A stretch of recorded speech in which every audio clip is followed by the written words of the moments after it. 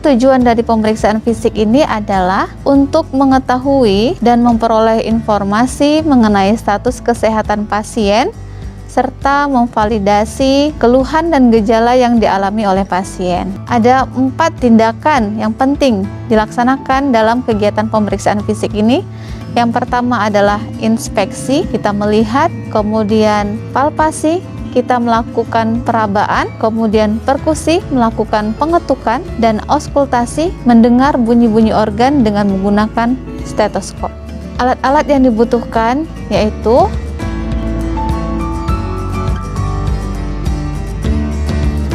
yang pertama kali dilakukan pada pemeriksaan fisik ini adalah untuk melihat keadaan umum pasien, apakah pasien tampak sehat, lemah, atau tidak dapat berjalan, serta kita melihat atau mengetahui tingkat kesadaran pasien dengan menggunakan Glasgow Coma Scale atau GCS, di mana ada 3 respon yang perlu dilakukan pemeriksaan. Yang pertama adalah dari respon membuka mata, respon motorik, dan verbal.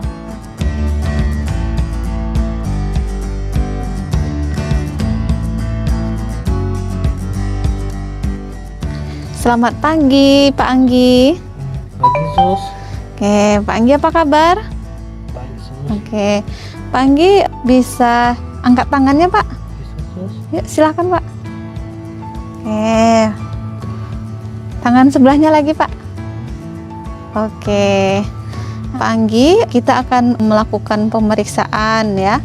Nanti ada meriksa tekanan darah ya, ada periksa suhu dan periksa lainnya ya. Pak Anggi bersedia? Oke.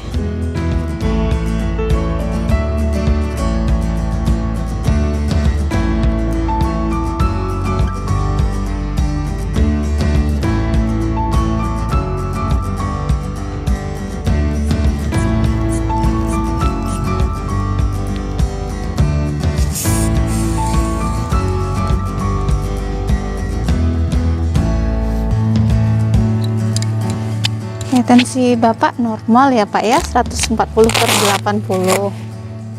Selanjutnya kita akan melakukan pengukuran suhu tubuh ya Pak ya. Bisa Bapak selipkan di ketiak ya Pak ya. Nanti akan berbunyi, baru kita ambil. Permisi Pak ya.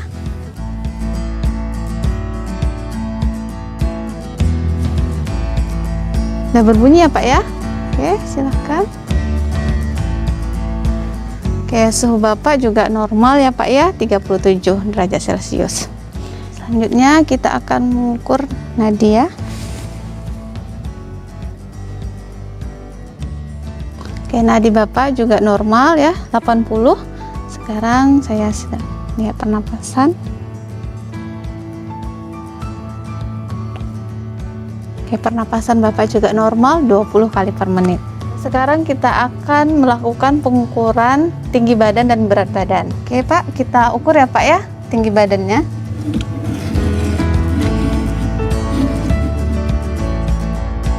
Pengukuran antropometri seperti tinggi badan dan berat badan ini bertujuan untuk menilai status gizi seseorang. Selain itu dapat juga kita mengukur indeks massa tubuh atau IMT-nya.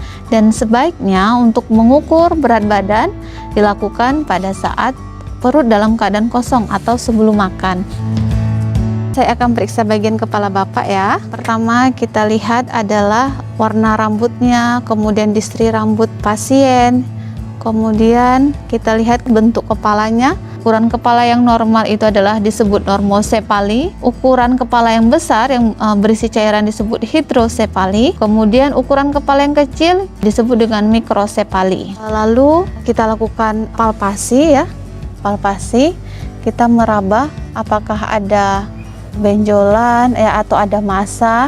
Kalau Bapak terasa nyeri, Bapak sampaikan ya Pak ya. Oke. Selanjutnya kita akan lakukan pemeriksaan mata ya Pak ya.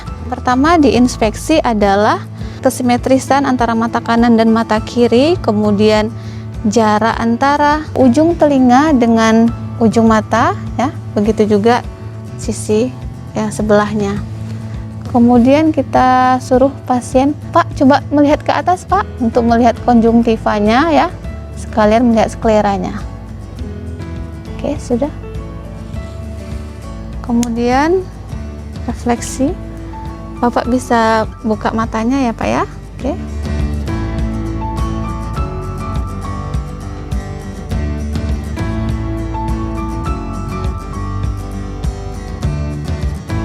Pak, sekarang kita periksa bagian hidung ya Pak ya.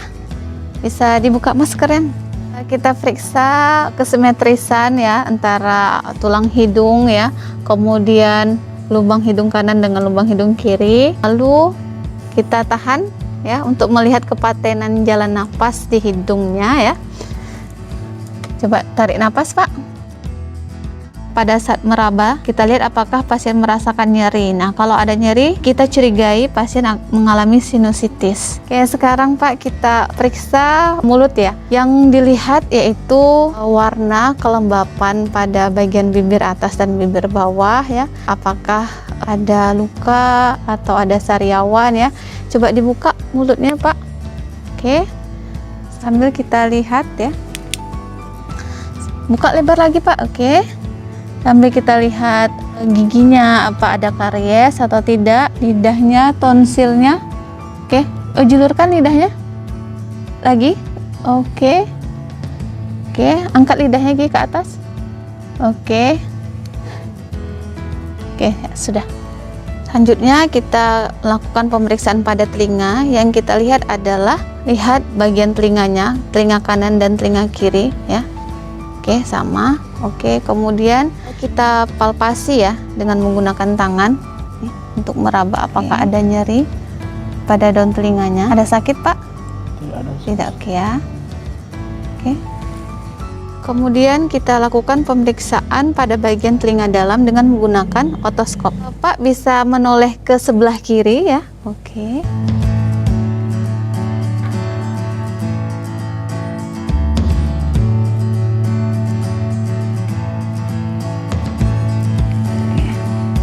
Oke, selanjutnya kita akan lakukan pemeriksaan pada leher ya. Pada leher kita lihat apakah ada memar atau lesi ya. Kemudian kita lakukan perabaan.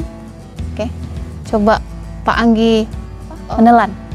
Pemeriksaan pada leher ini bertujuan untuk mengetahui apakah ada pembengkakan pada kelenjar tiroid atau kelenjar getah bening, serta juga kita bisa melihat ada atau tidaknya peningkatan tekanan pada vena jugularis. Sekarang kita akan lakukan pemeriksaan pada tangan ya. Permisi Pak, coba diluruskan jari-jarinya. Oke. Kita lihat apakah kedua tangannya simetris apa tidak ya. Kemudian lihat jari-jarinya ya, jumlahnya lengkap. Kemudian apakah ada kelainan antara jari yang satu dengan jari yang lain. Selanjutnya kita bisa periksa Cavirelli time-nya atau CRT-nya dengan cara menekan pada ujung kuku. Kemudian melepaskannya. Normalnya 1-3 detik. Sekarang kita akan melakukan pemeriksaan pada bagian dada Bapak ya. Mohon maaf, kita buka dulu bajunya ya Pak ya. Pertama dilihat, kita inspeksi ya, bagaimana pergerakan nafas dari dada pasien. Apakah pasien menggunakan otot bantu pernafasan ya. Kemudian dilihat bagaimana distribusi warna kulit pada bagian dada. Selanjutnya kita lakukan palpasi. Nah, palpasi di sini untuk mengetahui pergerakan dada. Permisi ya Pak ya. Oke, coba Bapak tarik nafas lagi, tarik nafas lagi, hembuskan. Oke, nah sekarang coba Bapak bilang 777 lagi. 777. Pada palpasi kita bisa melakukan periksa vokal fremitus atau taktil fremitus dengan meminta pasien mengucapkan 777 atau 99 ya beberapa kali pada bagian depan dan bagian belakang.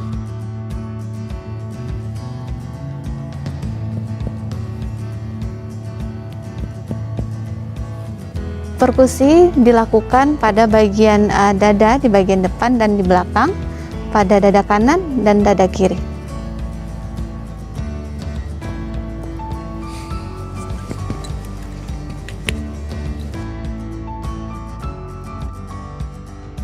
Tarik nafas, Pak. Hembuskan. Oke, lagi tarik nafas seperti biasa, Pak ya. Hembuskan. Seperti penapas biasa. Untuk auskultasi dilakukan pada bagian dada ya, pada bagian kanan dan bagian kiri paru-paru pasien. Auskultasi ini dilakukan dengan cara yang sama pada bagian punggung pasien. Pak, sekarang kita akan periksa bagian perutnya, Pak ya. Mohon izin sebelumnya.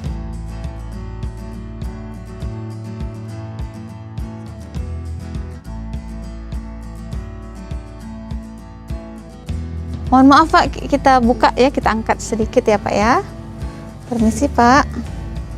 Oke, kita inspeksi bagian perut pasien ya. Kemudian lihat bagaimana warna kulitnya, kemudian apakah ada lesi atau tidak. Kemudian lihat umbilikusnya juga ya. Lalu kita lakukan palpasi ya, palpasi ringan.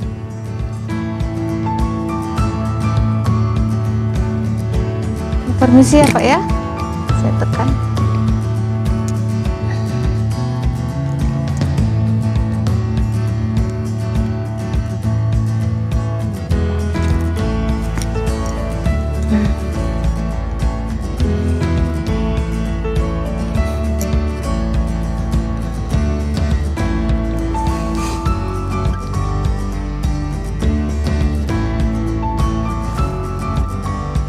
Kalau terasa sakit bilang Pak ya.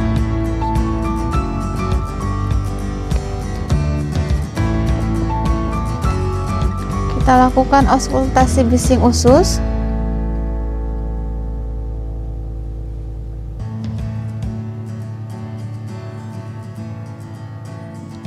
Selanjutnya pemeriksaan genitalia. Hal ini dilihat untuk mengetahui bagaimana kebersihan pada daerah genitalia, ukurannya, kemudian abnormalitas pada saluran perkemihannya, kemampuan BAK dan BAB, apakah pasien mengeluhkan nyeri atau adanya penggunaan alat bantu berkemih seperti kateter atau penggunaan alat kontrasepsi dan sebagainya.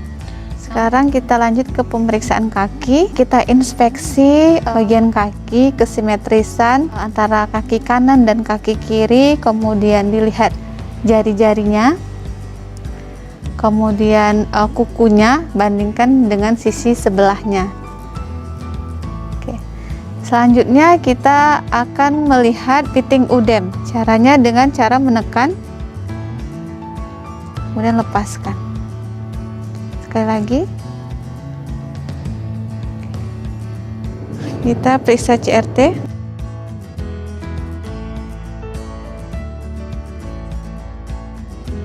Selanjutnya kita akan lakukan refleks patella. Permisi ya Pak ya. Lemaskan kakinya Pak ya.